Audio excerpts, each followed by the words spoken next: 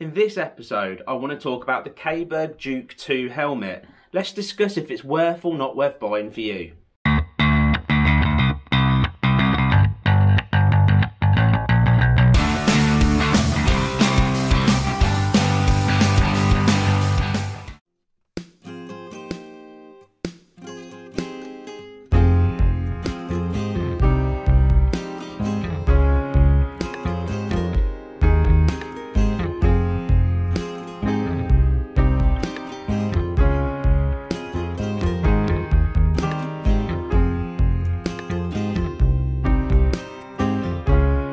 Okay, so since owning this helmet, I've only come up with sort of two cons, and the two downsides to this helmet is when in winter I wear a balaclava to keep warm, and then when I've got that on, trying to close the lid, I seem to struggle and I have to hold sort of my hand against the back and push down on the front, and it sort of hits your chin and it can take 2 or 3 attempts. When you've kind of got the knack, it's not too bad, but it's definitely a negative if you wear a balaclava.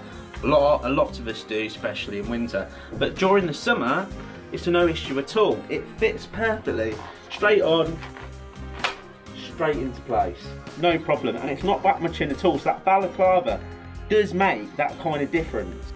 And the only other issue, again, I found during the winter months with this helmet is thick winter gloves. Now, trying to open and close this with summer gloves has been no issue at all. You press the button, you can get to it nice and easy, and it opens, it closes quite well.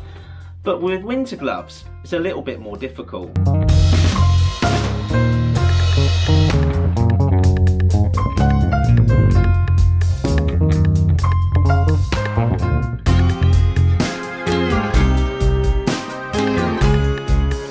Okay, so I want to talk about the pros. So to put this helmet on, it's dead simple, because you have to open up the actual helmet to the open position by pressing the button, obviously sliding it up.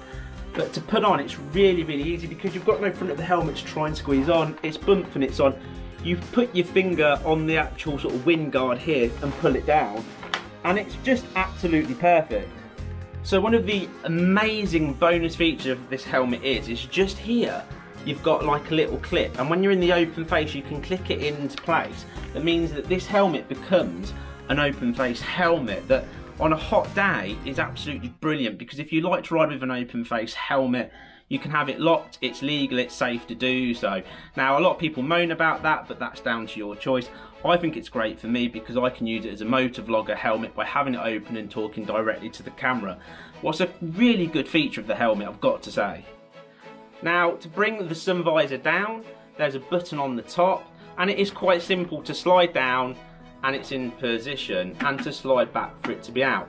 I will say it's quite towards the back, so it takes a while of you fiddling around to find it as you're riding, but you do find it, and it is easy once you know where it is.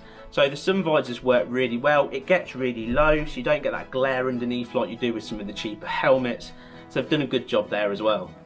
Now, I've recently taken this helmet all the way to Scotland and back. In freezing conditions, wet conditions, you name it, I pretty much rode through it. Now, the pin lock in this helmet came in the box, and it works really well. I'm getting no mist up on the screen, and it's brilliant. And you can tell because underneath the pin lock it gets really fogged up, so there's a big difference there. Okay, so another thing I say about the helmet is I do hear wind noise. It is quiet and it's got a premium feel to it, but I still hear quite a bit of wind noise, but not that bad, and not like some of the other helmets in this price range. So you've got to bear that in mind. You will get some wind noise. That's kind of the way that it is, but it's not bad. That's what's important. Okay, so being a motovlogger, obviously I like to have my comms and camera built into the helmet. Now, to install it isn't massively hard. I wouldn't say it's as easy as I found when I had a Shark. Putting one into the Shark, there's nice cutouts and things for the headphones to go. Not in this, but I did put it in, a little bit fiddly, but you can quite easily put the comms in. And once you adjust your speakers around, again, it's annoying because they don't have the cutouts, so you've got to locate where you think that they should go. Once you find that position, it's spot on. So you can put in comms, that's another big plus. So the ventilation side, now I've had no issues with this. Like I said, I've been riding it in some bad weather and things. It gets plenty of air through the big nice front vents, and there's quite a few there, and it's got a nice vent on the top that pushes the air to the back. The inside of the helmet itself, I wouldn't say it's the thickest material in the world, but it's extremely comfortable. It also seems to have enough room for it to breathe. So when it comes down to the ventilation, I'm quite impressed. I'm not stuffy, I don't feel claustrophobic in it. So yeah, spot on ventilation. So the Kleberg Duke 2 helmet, would I buy it again? Yes, I would. I think for the price mark, you're not going to get much better than this helmet. It's full face, it's open face, it can be whatever you want it to be. They've done a really good design on this because the flip front with that locking position is brilliant. The pin lock works really, really well for the fogging up. The air vents are good. The sun visor goes all the way down so you don't get glare. You can put comms in easily enough. So yeah, I'd recommend this again. Out of 5 stars on a review, definitely get 5 from me. So hopefully that's helped with your decision. I look forward to seeing you in the next episode. Take care. Goodbye.